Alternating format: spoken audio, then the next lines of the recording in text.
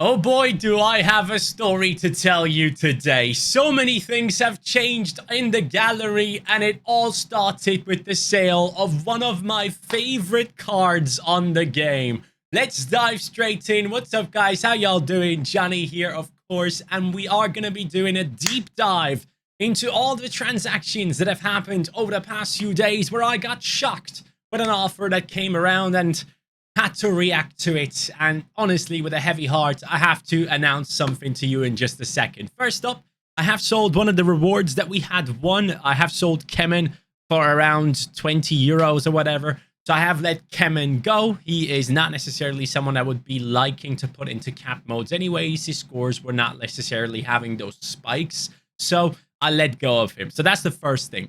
After that, oh my god, I can't believe I'm showing you this. I have let go of Getson Fernandez. I understand. Stop. Hold on. Listen to what I'm about to tell you. Look, I am fully aware that Getson right now, as we speak, is potentially one of the best cards on the platform. But here's the thing. There is no chance this guy stays at Beşiktaş past this season. Like, there's no way, because he's too good for the league. Way too good and still too young. But that is, again, not a justification. Why don't you just keep him and sell him on once you get closer to the end of the season, instead of letting him go now, where he seems to be doing so incredibly well? So, let me explain to you the reason why. Getson was someone I bought back in the day for like 3,000 euros, right? I basically got around 2,600 back for him right now. You got to consider, back when I bought him, prices were still inflated a lot more than they are right now. You wouldn't have to pay as much now. Actually, you have to, because it clearly happened. But generally speaking, you had to pay more for good super rares back then. And I put my faith into him. And I got him. He won me a bunch of rewards, which actually put me into a positive spot. If we look at the cash averages now, which is like 2,640 euros, he brought me back like rewards in total worth like 2k or even more than that, 2,600, and his percentage in it was like 600 to 700 euros. The good thing is I was able to recoup whatever I had put into Getson, which is great because I obviously love the card. But I also got Otavio in the deal. Now, Otavio was initially linked to join Saudi, and somehow things didn't work out, and his release clause, which was like 30, 40 million, is now 60 million, and I just don't see him going to Saudi for 60 million. The links seem to have died down, and obviously I do have Taremi as well, so that Otavio and Taremi link up was just ideal for me because we're trying to find a way to send 1.25 ETH plus a card. And initially I said I wanted to sell it for 1.75 a Getson. That would be the point where I would like think about it.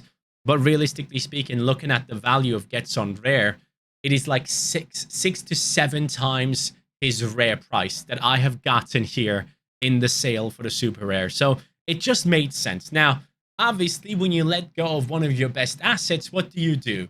You go ahead and do new deals for cards, right? No.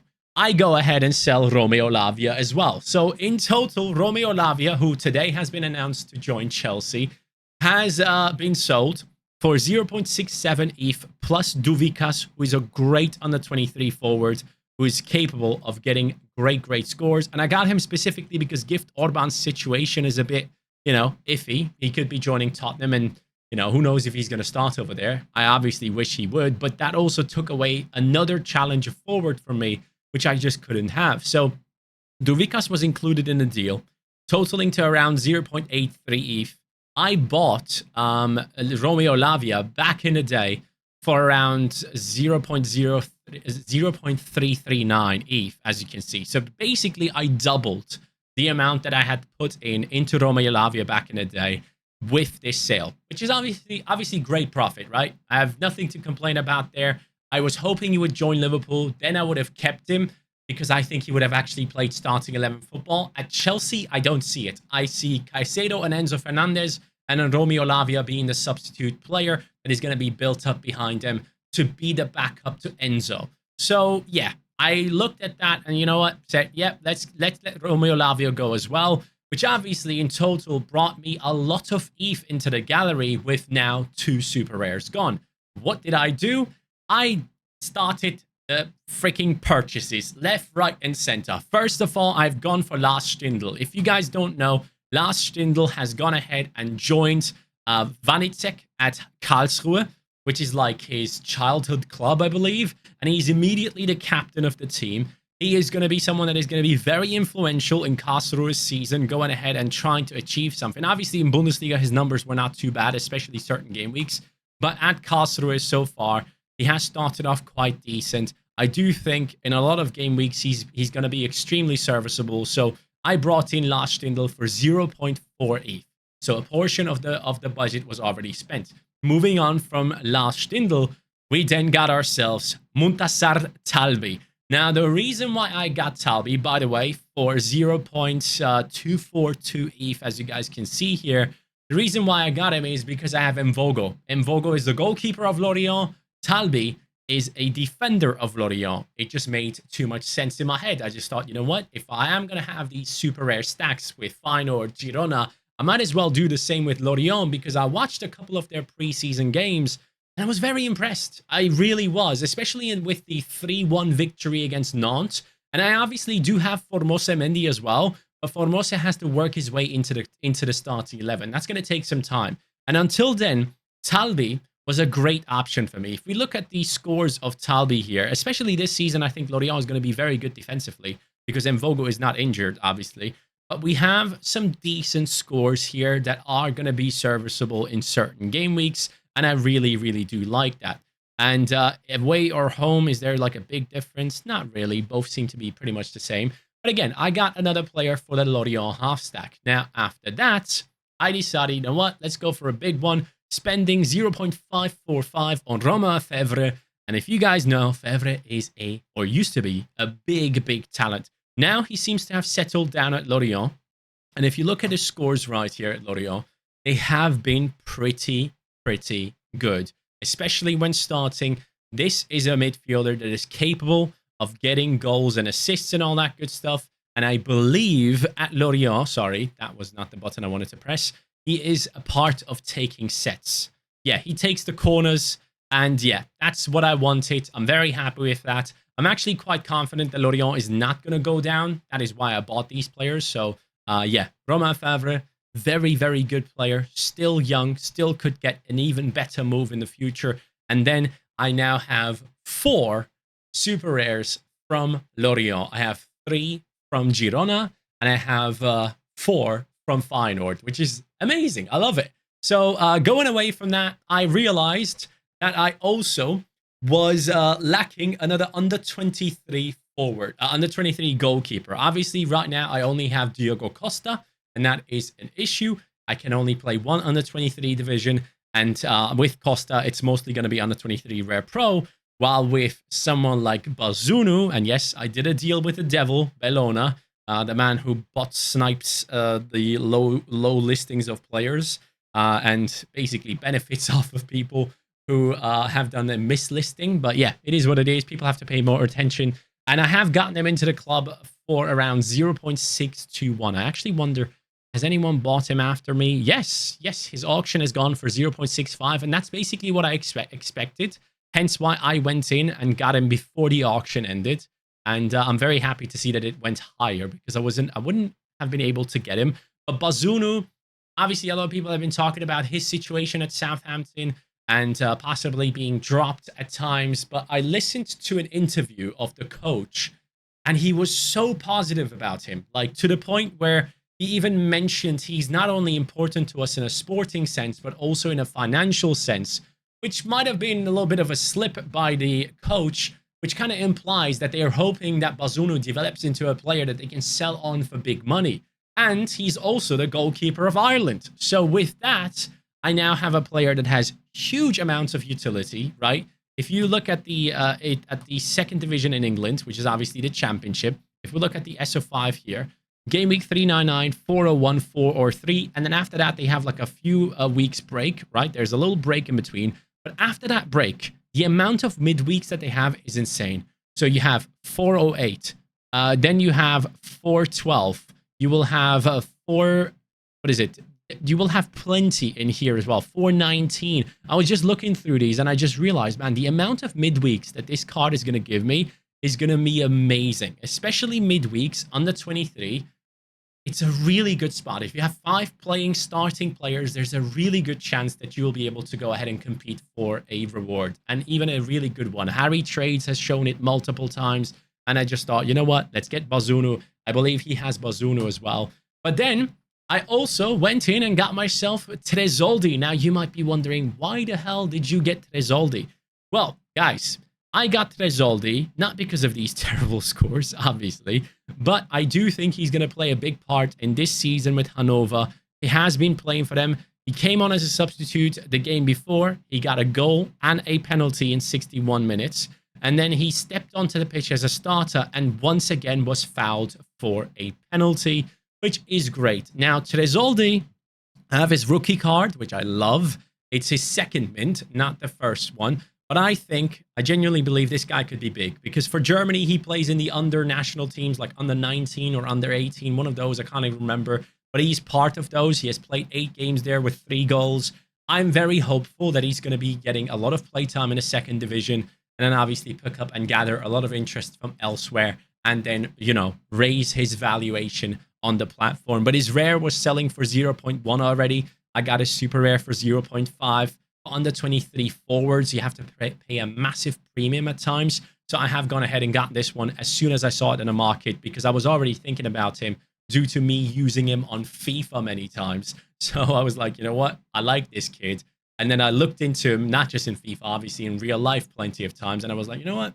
Yeah, this could be the good one. Let's take a gamble here. And those are my purchases. Now, we'll be going through the gallery and the lineups right now, basically, for this upcoming game week 399.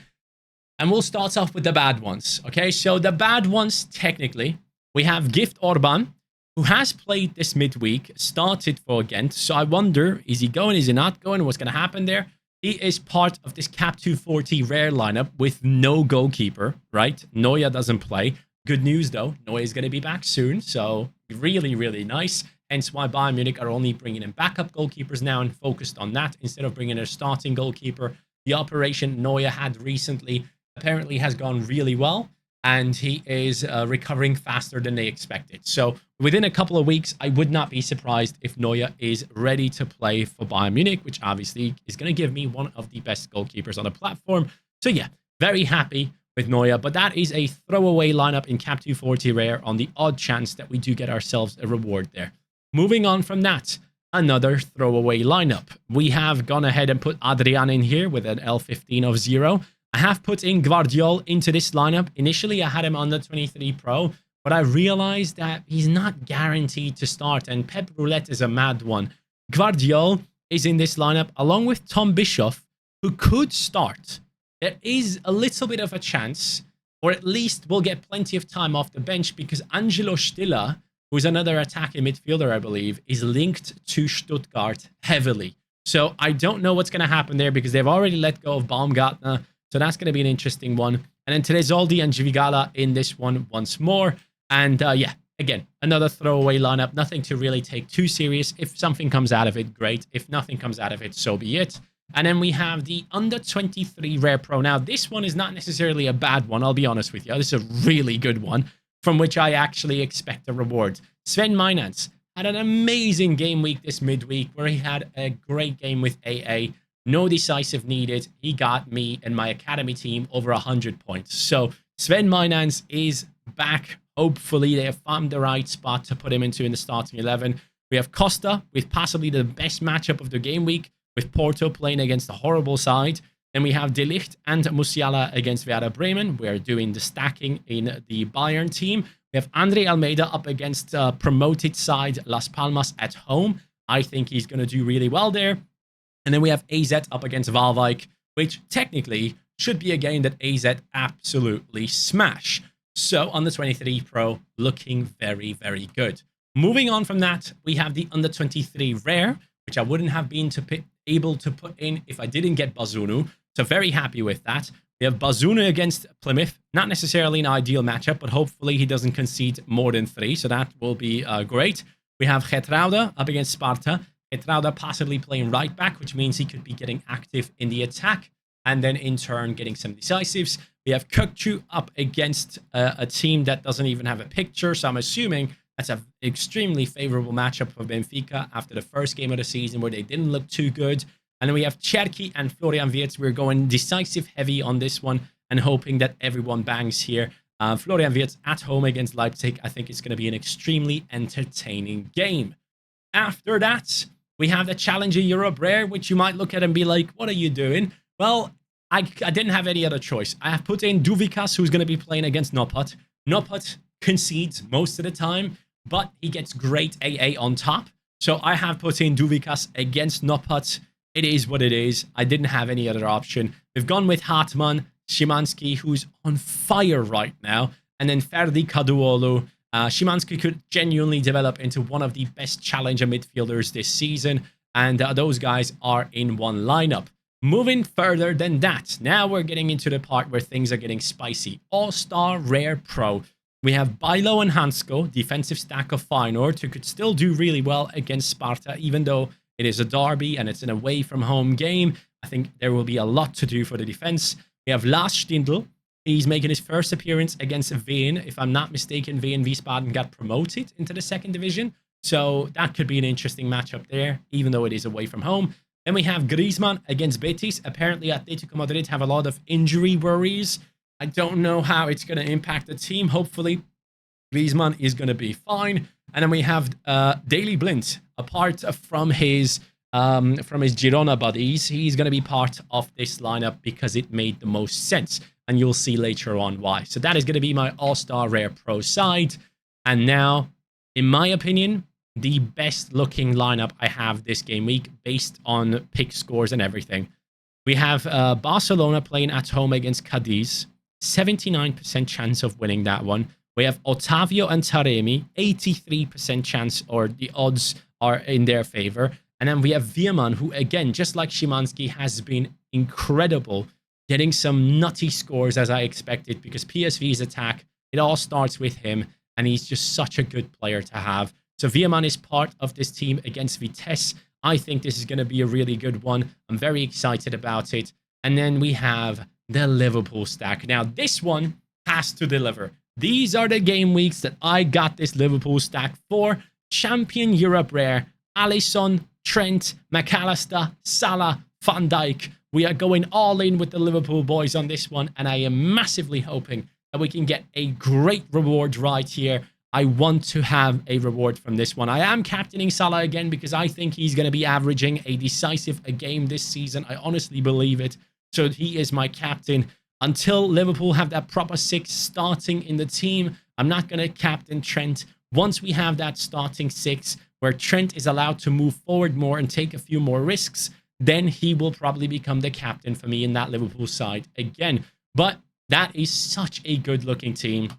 Moving from that into the super rare divisions now, we have the newly acquired defensive slash midfield stack of Lorient playing at home against Nice. I think Lorient can get a decent result there. I'm not necessarily expecting a clean sheet, but ideally what I want to see from these players on their base scores would be Mvogo around 50, Montassar Talbi like a 55 to 60 as well, and then Romain Favre with a decisive pushing his score up into the 80s possibly. And then we have Alex Garcia and Tsigankov stacked for the likes of Girona against Getafe.